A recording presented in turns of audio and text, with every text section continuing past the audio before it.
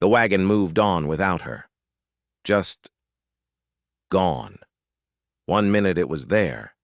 The next it was a shrinking box against a sky the color of dust. The dust itself was alive, though. It rose from the road, swirling around where the wheels had been, like ghosts trying to remember their shape. 8-year-old Maggie Belle Hart stood right in the middle of it all, a tiny island in a sea of nothing. She was clutching a bundle wrapped in old ticking cloth, her knuckles white. Her eyes, wide and dry, were locked on the spot where the wagon had vanished. She waited for the sound, the familiar creak and groan to come back. But it never did. The wind just swallowed it whole. And then came the silence, a heavy, thick silence that felt like ash settling on your shoulders. No birds, no rustle of leaves, just the sound of her own breathing, a small, shaky rhythm in the vast emptiness. Her stepmother, Eliza, hadn't even looked back. She'd just told Maggie to wait. "Stay right here while I tie something down," she'd said. Then the snap of the reins, a sound like a breaking bone, and the wagon rolled away. It was deliberate. It was quiet. It felt like judgment. Maggie looked down at her own feet, at her scuffed boots. One heel was torn clean off. Her little knees were trembling, but she refused to fall.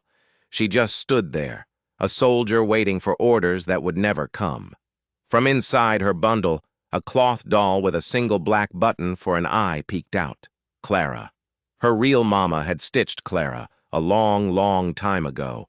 The sun started its slow, cruel climb, burning away the shadows until there was nowhere left to hide. Still, Maggie waited. She counted to 100. Then she counted to 100 again. A buzzard, a black smudge against the blue, began to circle high overhead. It knew, and that's when she heard it. Not a wagon. Something different. Hooves. A single horse, moving at a steady, unhurried gait.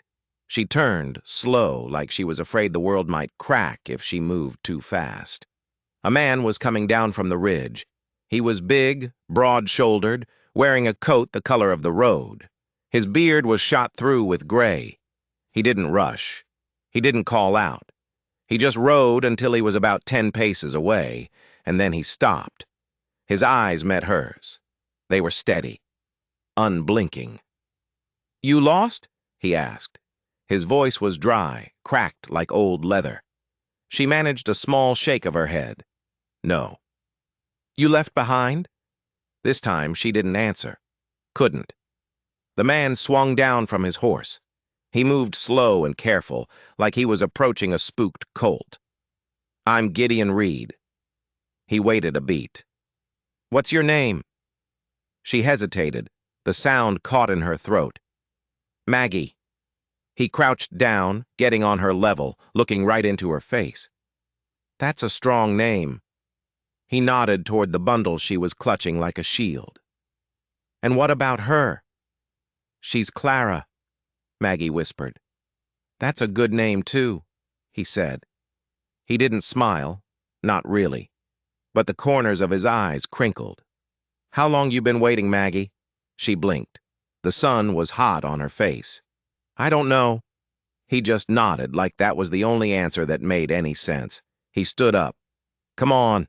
Let's get you some warm food and something to drink." She didn't move. Her feet felt like they'd grown roots into the hard-packed earth. But Gideon didn't push. He didn't coax.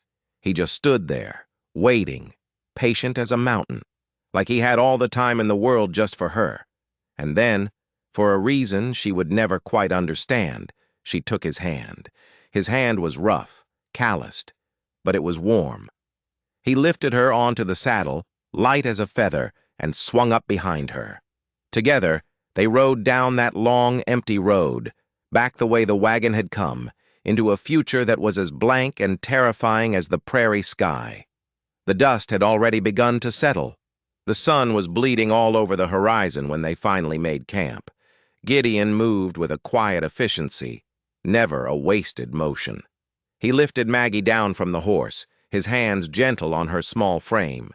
She didn't say a word. She just held Clara, her one-eyed doll, and watched. The man's voice, when he spoke, was like the low rumble of distant thunder, calm, steady. He pointed out landmarks as they rode, naming creeks and bluffs like they were old friends.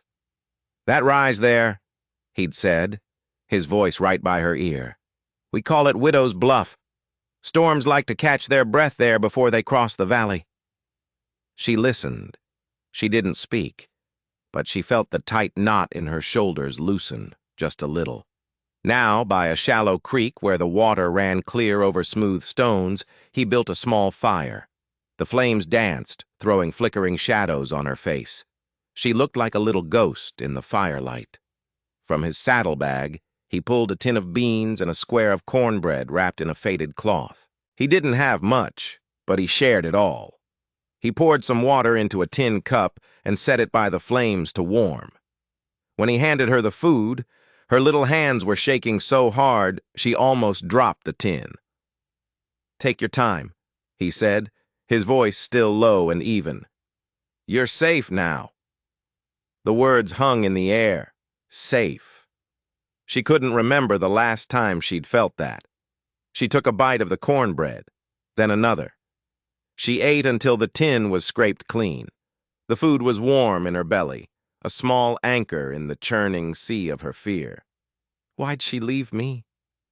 The question escaped her in a whisper, so quiet the crackle of the fire almost drowned it out. Gideon didn't look at her. He just stared into the flames, his face a mask of shadows.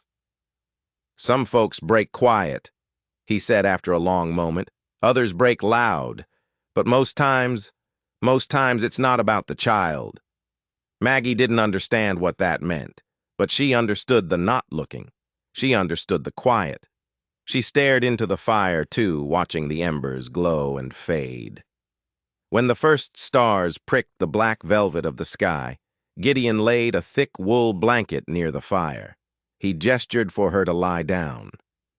She curled up on her side, clutching Clara so tight the doll's single-button eye pressed into her cheek. She whispered to the doll, telling her secrets the prairie couldn't hear. Gideon didn't sleep. He sat by the fire, his hat in his lap, his gaze fixed on the darkness that pressed in around their little circle of light. He was watching, guarding. And though she never would have admitted it, Maggie slept that night with her small hand resting on the blanket just an inch from his boot. She wasn't alone anymore, but as she drifted off, a question snagged in her mind. How did he know where to find her? It wasn't a main road, it was a cutoff, a shortcut Eliza had insisted on taking. It felt less like he had stumbled upon her and more like he had been looking for her all along. They arrived the next morning, and it wasn't just a cabin. It was a real place. Willow Creek Ranch. It spread out before them like a promise, with fence lines that curled around fields of gold and barns that leaned just so, like old men sharing a story. A big house sat on a small rise, strong and simple, with smoke puffing from its chimney. The front door was wide open, like it was waiting for someone to come home. Gideon swung down and lifted Maggie from the saddle. She stood on the dry earth, her scuffed boots making a crunching sound, and just stared. She squinted in the bright sun, taking it all in. It was too much. Too quiet, too peaceful. She didn't move until Gideon put a hand on her shoulder and gently nudged her forward. That's when a woman stepped out onto the porch. She was wiping her hands on a flour-dusted apron, and her eyes were sharp. They landed on Maggie, a small, dusty child clinging to a raggedy doll, and then they shot to Gideon. "Gideon Reid," she said, and her voice wasn't exactly welcoming. It was tight, wary. "What's this?" "This," Gideon said, his voice calm as ever, "is Maggie Belle." The woman's expression changed. It softened, just a little around the edges. The hardness in her eyes melted away, replaced by something else. Sadness. Pity. "Well, hello there, Maggie," she said, her voice much gentler now. "I'm Isabella." Maggie just clutched Clara tighter. She didn't step back, but she didn't step forward either. Isabella gave a single, sharp nod, then turned and went back inside. "Well, come on then," she called over her shoulder. "I expect she's hungry." The kitchen smelled like heaven, like stew and fresh-baked bread and safety. Maggie's eyes went wide. There was a real table with real chairs. Sunlight streamed through the window, cutting bright yellow squares across the wooden floor. Isabella set a bowl of stew in front of her and a spoon. Nobody asked her any questions while she ate. They just let her be. Gideon leaned against the doorframe, his arms crossed over his chest, just watching her. He had a look on his face she couldn't quite read, like a man trying to remember a song he'd forgotten long ago. After she was done, Isabella led her to a small washroom. "You can leave your things here," she said, pointing to a small wooden crate. "There's a bed waiting for you upstairs. It's soft and warm." Isabella's eyes fell on the dirty, one-eyed doll. "Don't you worry about cleaning her," she said with a small, sad smile. "She's earned her dirt." Maggie looked at the clean towel, the bar of soap. It was all too much. Isabella didn't push. She just squeezed Maggie's shoulder and left her alone. That night, tucked beneath a quilt stitched with 1,000 tiny stars, Maggie whispered to Clara. She told her about the smell of the kitchen. She told her about the soft bed. For the first time in a long time, no one shouted. No one slammed a door. There was just the sound of the wind sighing in the eaves, and the gentle creak of a house settling around a new soul. She didn't know it yet, but something fundamental had shifted in the world. This quiet house on the rise had made room for her. But as she fell asleep, another question troubled her. When Gideon had said her name, Maggie Belle, Isabella's face had changed. It wasn't just surprise, it was recognition. How could this strange woman in this strange place already know her name? The days at Willow Creek fell into a rhythm, steady and comforting as a heartbeat. The sun came up, the land needed work, and you got to it. Maggie would wake with the dawn, her boots still clumsy on the stairs, her hair a tangled mess. But her hands were learning. Gideon taught her. He showed her how to tie a saddle strap, his big, rough hands guiding her small ones. "Firm but gentle," he'd say, "like the way the wind moves through wheat, never too much force." He taught her how to brush down a horse without making it flinch, how to speak to the animals in a low, calm voice that they seemed to understand. He never raised his voice, not once. At night, she'd sit with Isabella by the flickering light of an oil lamp, learning to read. Her finger would trace the letters, her lips forming the words: pioneer, prairie, belong. She said that last one over and over, liking the feel of it in her mouth. Some days, she helped Isabella bake bread, getting flour on her nose and laughing a real, genuine laugh that surprised even her. But the sadness was still there, a shadow in the corner of her heart. She cried sometimes.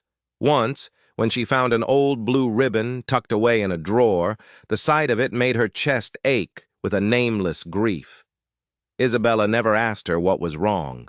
She would just come and sit beside her, placing a warm hand on her back, letting the silence be a comfort instead of a threat. One afternoon, Maggie was watching Gideon mend a fence post. The steady rhythm of his hammer was the only sound. She stood beside him, kicking at a loose stone. "You don't have to keep me," she said, her voice small. He didn't stop hammering. He didn't even look up. "I know." She kept her eyes on her scuffed boots. "But I'd like to stay." The hammering stopped. He turned and looked at her, his eyes clear and direct. "Then you will." It was that simple, that solid. A promise made without flowery words. That night at the dinner table she did it. She set down her fork, the clatter loud in the quiet room. She looked at him, his face illuminated by the warm glow of the lamp. "Papa," she said. The word felt strange and powerful, like it had been burning a hole in her heart for days. Gideon didn't flinch. He didn't look surprised. He just gave her a single slow nod. "All right, then," he said. And just like that, it was true. He was her papa. She had a home, but the questions still lingered in the back of her mind, like ghosts in the attic. The locked chest she'd found in the spare room, the one Gideon had told her never to touch, the hushed conversations she sometimes overheard between Gideon and Isabella, their voices dropping low whenever she entered a room. They were keeping secrets. She was safe, she was loved, but she wasn't being told the whole truth. And she had a feeling that the truth was something big, something that could shatter this fragile new peace she had found. The day it all broke started just like any other. The sky was a pale, washed-out blue. The wind had a sharp edge to it. The chickens were scratching in the yard, the horses stomping in the paddock. Business as usual. Maggie, who was starting to feel less like a guest and more like she belonged, sat on the porch steps, carefully braiding her own hair.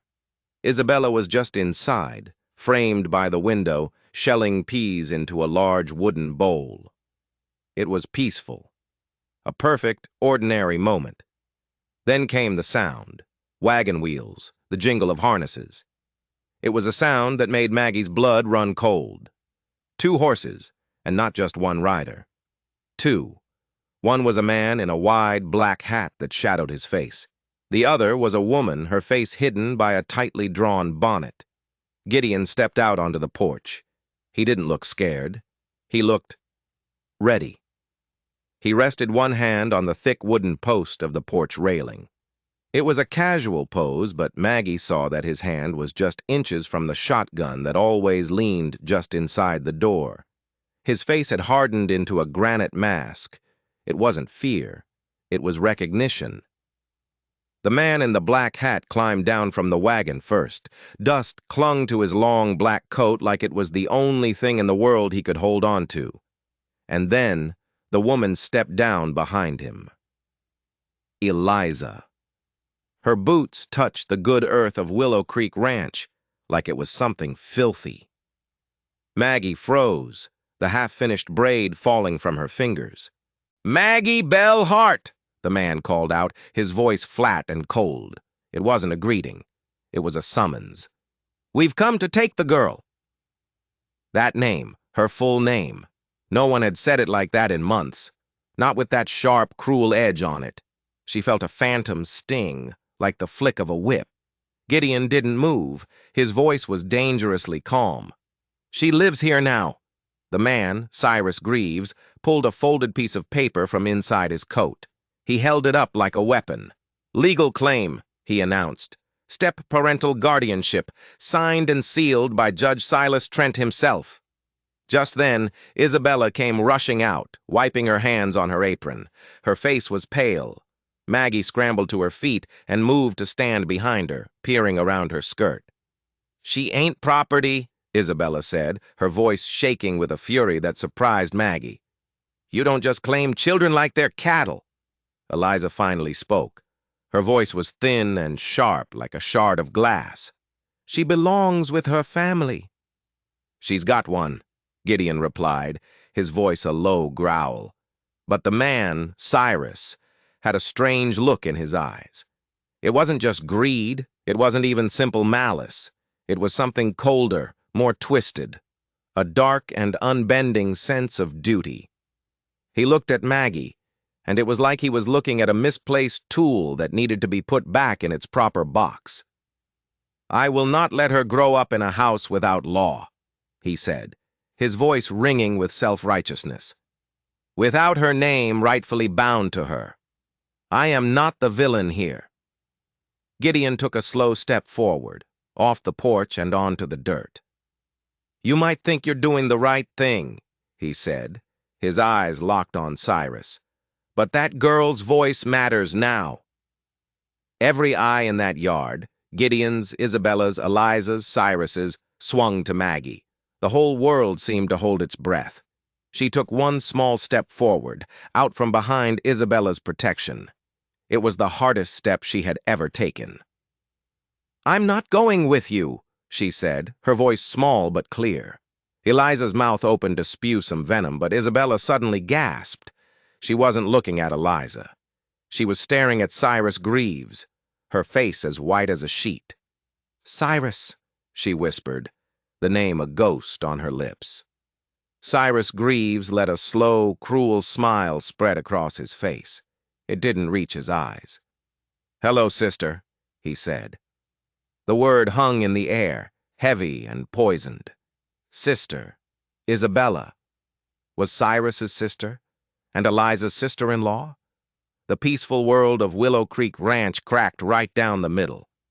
This wasn't a stranger coming to claim a lost child. This was a family tearing itself apart, with Maggie caught right in the crossfire. Isabella looked like she'd been struck. She stared at the man who was her brother, her face a mixture of shock, fear, and a deep, old hatred. "You have no right to be here," she finally choked out. "I have every right," Cyrus sneered, waving the paper in his hand. "I have the law." Gideon stepped forward, putting himself between Cyrus and the two women. "That paper's not worth the ink it's written on, and you know it." But Cyrus wasn't finished. He had another card to play, a trump card. "Oh, it's worth more than you think, Reid," he said, his cold eyes glittering, "because it's not just a guardianship claim." He unfolded the paper with a dramatic flourish. "It's a warrant for your arrest." Maggie's heart stopped. "Arrest? For what?" "On the charge," Cyrus continued, savoring every word, "of kidnapping one Maggie Belle Hart." Kidnapping. The word was a gunshot in the quiet yard. It was a lie. A monstrous, twisted lie. But it was there in black and white, signed by a judge. It was a trap, and they had walked right into it. Cyrus was turning Gideon from a savior into a criminal. "That's a lie!" Isabella screamed, finding her voice. "You know it's a lie!" "Does it matter?" Cyrus asked with a shrug. "Judge Trent's signature says it's the truth, and his word is law in this county." He looked past Gideon, his eyes landing on Maggie. "The girl comes with us, Reid, or the sheriff comes for you. It's your choice." The world was tilting on its axis. This wasn't a simple custody battle. This was a war. Cyrus hadn't come to get Maggie. He had come to destroy Gideon, to ruin him, to take his home, his freedom, everything. Eliza stood silently behind him, her face a blank mask, but Maggie could see the faint, triumphant smirk playing on her lips. They had planned this, every last detail. Gideon stood his ground. He didn't look panicked. He looked angry, a deep, cold anger that was more frightening than any shouting. "You think you've won," Gideon said, his voice dangerously low. "You think you can just walk in here with your paid-for paper and your lies, but you made a mistake." Cyrus laughed, a short, ugly sound. "And what's that?"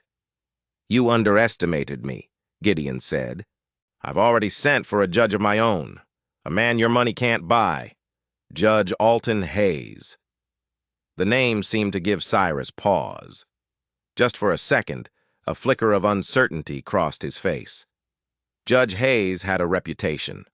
A fair man, an honest man, a man who couldn't be bought or bullied. Cyrus quickly regained his composure. "It doesn't matter," he said, though his voice had lost some of its confidence. "Judge Trent's warrant is already filed. It's legal, binding." "We'll see about that," Gideon said. "We'll settle this in a proper courthouse, not in my yard." Cyrus hesitated, then gave a sharp nod. He knew he couldn't force the issue now, not with the name Hayes hanging in the air. He climbed back onto the wagon bench, his movements stiff with anger. "This isn't finished, Reid." "No," Gideon agreed, his eyes as cold and hard as river stones. "It's just begun." They rode off in a cloud of dust, leaving behind a shattered silence. Maggie stood there, trembling, the world she had just begun to trust lying in pieces around her feet. Isabella was her enemy's sister. Gideon was being accused of a terrible crime. and her future now rested in the hands of a man she'd never met, a judge who would have to choose between the law and the truth. That night, the house felt different. The comforting creaks and groans now sounded like warnings. The shadows in the corners seemed deeper, more menacing. Dinner was a silent affair. The delicious stew tasted like ash in Maggie's mouth. Isabella's face was pale and drawn, her eyes red-rimmed. She kept looking at Gideon, a question in her eyes that she didn't dare ask aloud. After the dishes were cleared, Gideon finally broke the silence. He looked straight at Maggie. "There's something you need to know," he said, his voice heavy. "Something I should have told you from the start?" He led her not to the living room, but upstairs, to the spare room at the end of the hall. He stopped in front of the old, locked chest, the one she'd been forbidden to touch. He pulled a small, ornate key from his pocket and knelt down in front of it. "This chest," he said, his voice thick with emotion, "belonged to your mother." Maggie's breath caught in her throat. Her real mother. The woman who had stitched Clara. The woman who was just a ghost in her memory. "Her name was Sarah," Gideon continued, his eyes fixed on the lock. "And she was the finest woman I ever knew." He paused, taking a deep breath. "I loved her, Maggie. I was going to marry her, but she chose your father instead. I never stopped loving her, though, and I made her a promise, a long time ago. I promised her that if anything ever happened to her, if she ever needed me, I would be there, and that I would always, always look out for her little girl." The pieces started clicking into place. The way he'd found her on that deserted road, the look of recognition on Isabella's face. He hadn't just stumbled upon her. He had been watching, waiting, fulfilling a sacred vow. "Your mother." "She was terrified of the Greaves family," Gideon said, his voice dropping to a whisper. "Cyrus, his father before him. They're cruel people. They believe in bloodlines and inheritances above all else. They believe they own people. When your father died, they saw you as just another piece of property to be controlled." He turned the key in the lock. The click was loud in the silent room. He lifted the heavy lid. The inside of the chest was filled with bundles of letters tied with faded ribbons, a pressed flower, a small leather-bound journal. It smelled faintly of lavender and old paper. It smelled like a memory.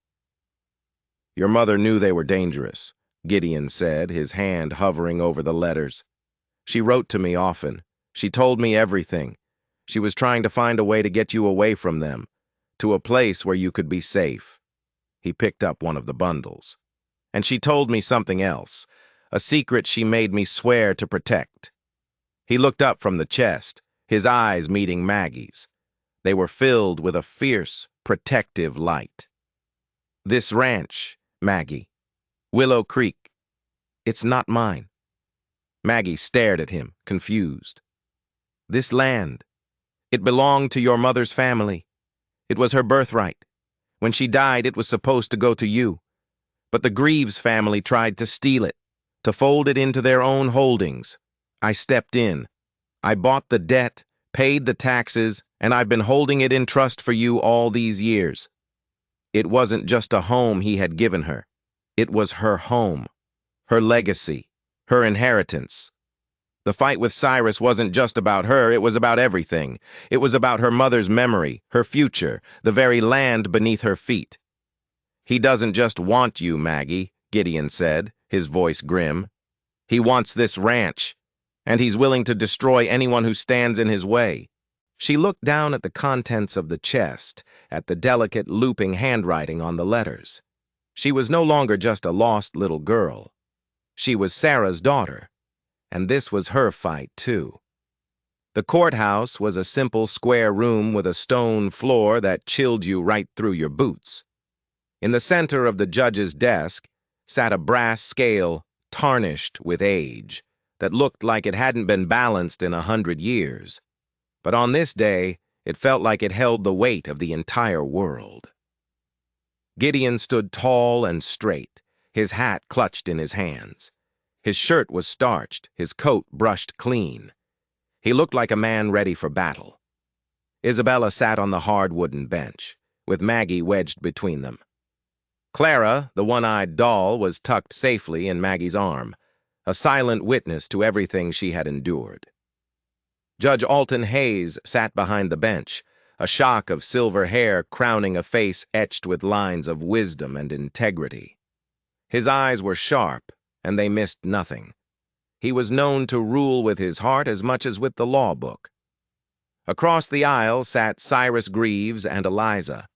They had a slick-looking lawyer with them, a man in a city suit who whispered constantly in Cyrus's ear. Cyrus looked smug, confident. He laid his signed warrant from Judge Trent on his lawyer's table like it was a winning poker hand. The lawyer stood up. "Your Honor," he began, his voice smooth as oil. "We are here on a simple matter, a legal warrant for the arrest of one Gideon Reid on the charge of kidnapping. We also have a legally binding document of guardianship granting custody of the child, Maggie Belle Hart, to my client, Mr. Greaves." He slid the papers across the table. It all looked so official, so final. Judge Hayes picked up the warrant, his face unreadable. He read it slowly, his eyes scanning every word. The silence in the room was deafening. It felt hopeless. How could they fight this? How could they fight a judge's signature? Then Gideon's voice cut through the tension, clean and sharp as a fresh nail driven through pine. "That girl was left on a deserted road, Your Honor. No food, no water, no shelter. She wasn't lost. She wasn't misplaced. She was discarded, like trash." He didn't shout. He didn't need to. Every word landed with the force of a hammer blow. Cyrus's lawyer jumped to his feet. "Objection! Mr. Reid's characterization is inflammatory and unsubstantiated." Judge Hayes held up a hand, silencing him. He looked over his spectacles, his gaze settling on Maggie. "Maggie," he said, his voice surprisingly gentle, "do you wish to stay with Mr. Reid and Miss Isabella?" Maggie's heart was pounding so hard she could feel it in her ears. She nodded, unable to speak. "Yes, sir." "Why?" the judge asked. She clutched Clara tighter, the worn fabric a small comfort. She looked at Gideon, at Isabella, and then back at the judge. "Because," she said, her voice small but steady, "they don't ask me to be anything but myself, and they don't leave." A ripple went through the small courtroom. You could feel the air change, the legal documents, the fancy lawyer, the smug look on Cyrus's face. It all seemed to shrink, to become less important. Judge Hayes looked at the warrant in his hand, then at the guardianship papers. Then he did something unexpected. He took the letters from Maggie's mother, Sarah, which Gideon had presented as evidence. He didn't read them aloud. He just read them to himself, his expression growing more and more grim with every page he turned. He read about the cruelty, the greed, the obsession with bloodlines. He read a dead mother's pleas to protect her child. When he was finished, he folded the letters neatly and placed them on his bench. Cyrus was starting to look nervous. The lawyer was whispering furiously in his ear. "Your Honor," the lawyer said, "those letters are hearsay. They are the ramblings of a troubled woman. They prove nothing." Judge Hayes ignored him. His eyes found Eliza, who was sitting stiffly in her chair, trying to make herself invisible. "Mrs. Hart," the judge said, his voice soft but firm, "I would like to hear your version of events." All eyes in the courtroom swung to Eliza. She shrank in her chair, her face turning a sickly, pale white. Cyrus shot her a look of pure, venomous warning. It was a command. Stay silent. Stick to the story. Eliza looked from her brother-in-law's menacing glare to the judge's steady, expectant gaze. She looked at Maggie, a small, brave girl holding a one-eyed doll. And in that moment, something inside her, something that had been twisted and broken for years, finally snapped. She stood up, her movements jerky, like a puppet whose strings had just been cut. "It's true," she whispered, her voice a raw, cracked thing. The lawyer shot to his feet. "Your Honor, I advise my—" "Sit down," Judge Hayes said, his voice quiet but carrying the weight of absolute authority. The lawyer sat. Eliza took a shaky breath. "Everything in those letters. It's true. The Greaves family, Cyrus, his father before him, they're monsters. They care for nothing but the name, the land, the inheritance. They break everything they touch." Cyrus was on his feet now, his face purple with rage. "She's lying!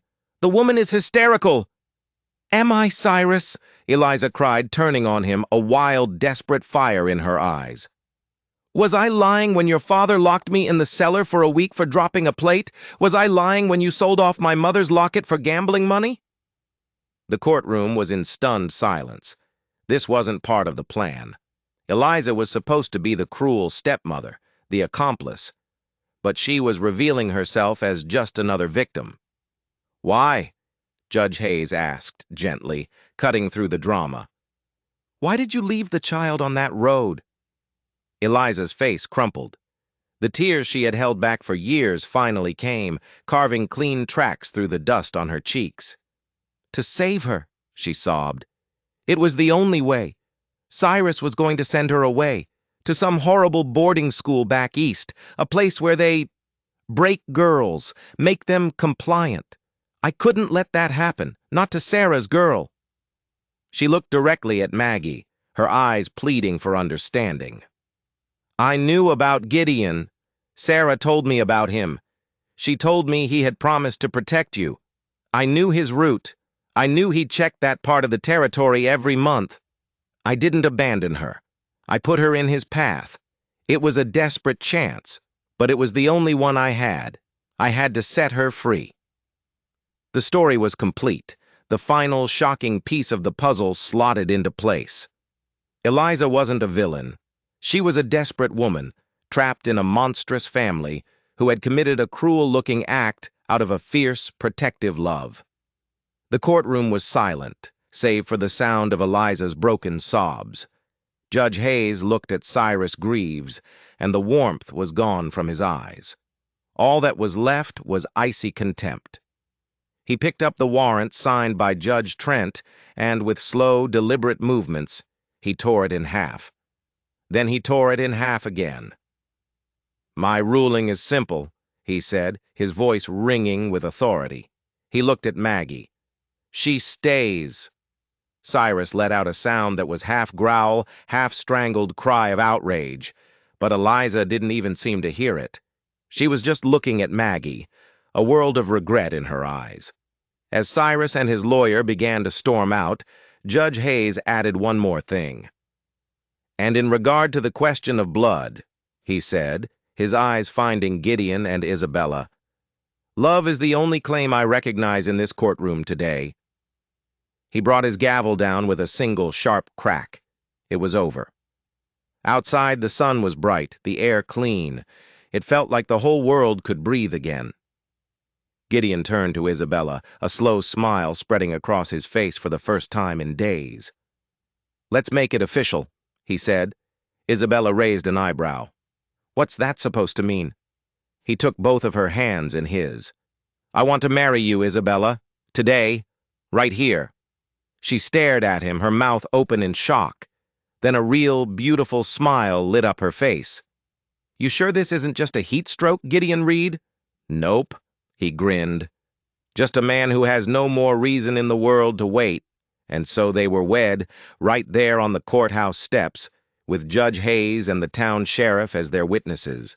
Maggie stood beside Isabella, her small fingers clutching the hem of her dress, her heart so full it felt like it might burst. When the words were done and the papers signed, Gideon kissed Isabella, a long, gentle kiss that said everything words couldn't.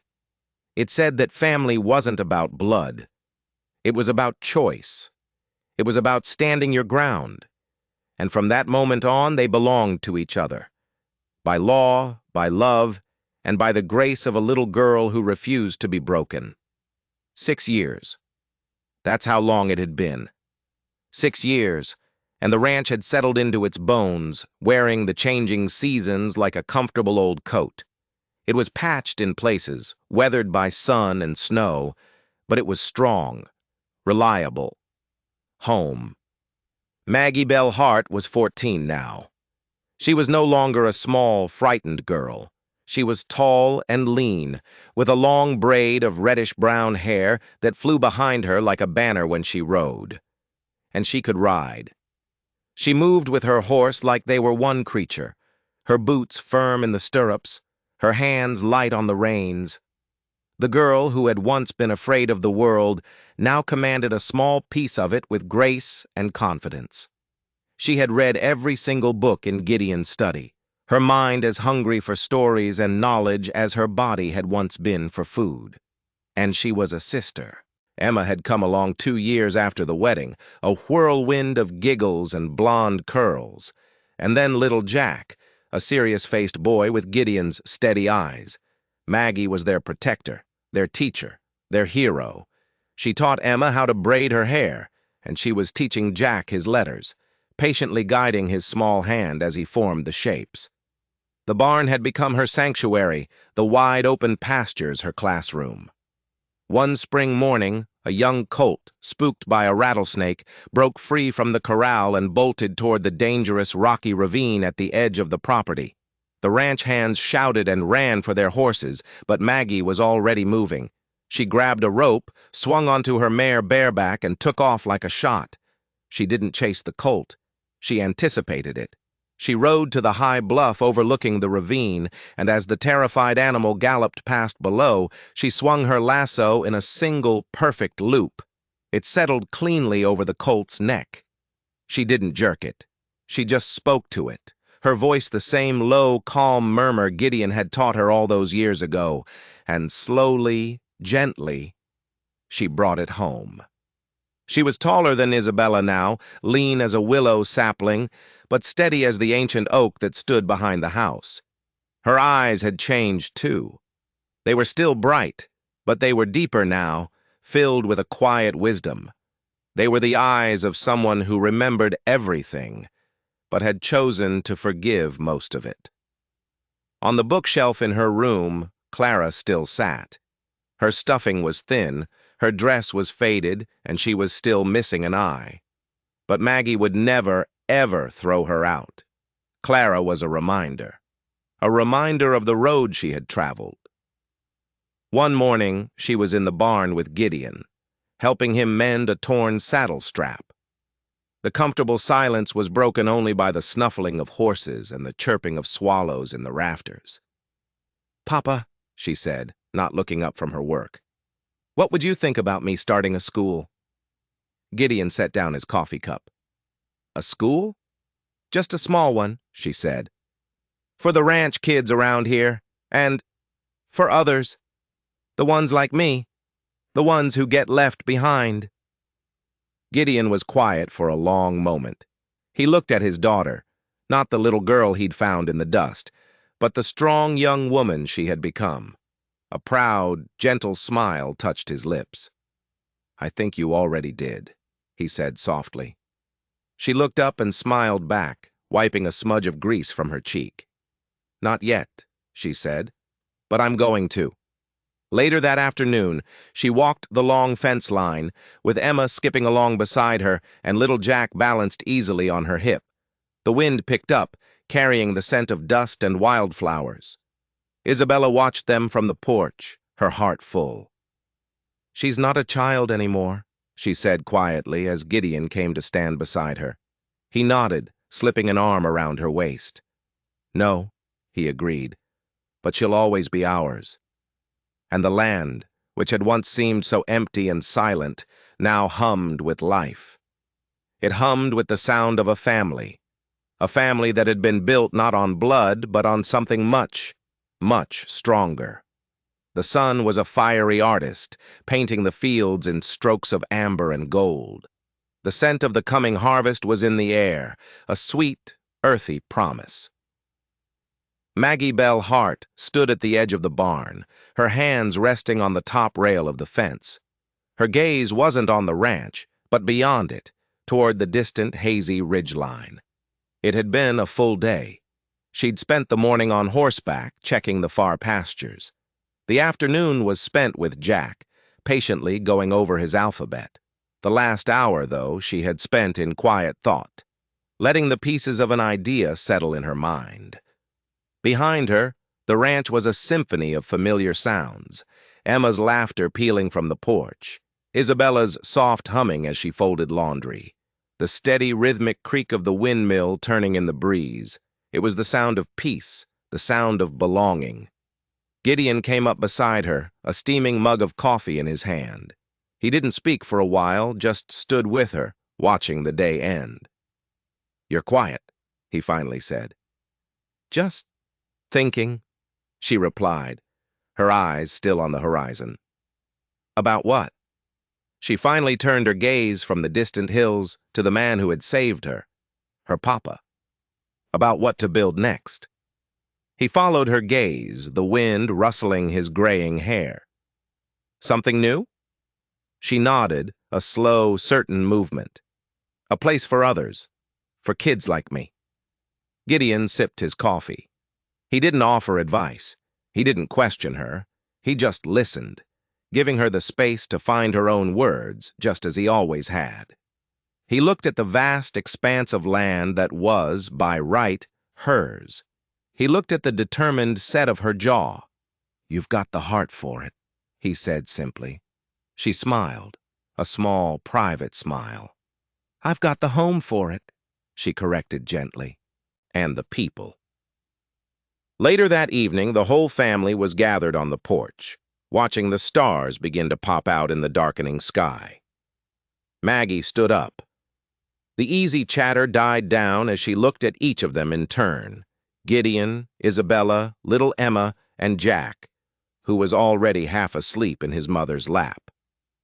"I want to build something here," she announced, her voice clear and strong in the twilight. "A home, not just for us, but for others, for the ones who are still out there waiting on some dusty road." Isabella looked at Gideon, her eyes shining with pride. He gave a small, almost imperceptible nod. It was all the permission, all the encouragement Maggie needed. "Well then," Isabella said, shifting Jack in her lap, "we best get to planning." That night, long after the rest of the house was asleep, Maggie sat at the small desk in her room. By the soft, flickering glow of an oil lamp, she took out a fresh piece of paper and a pen. This wasn't for a school essay. This wasn't a letter to a friend. This was a promise, a declaration. "My name is Maggie Belle Hart," she wrote, her handwriting clear and steady. "I was once left behind, but I was found. I was loved.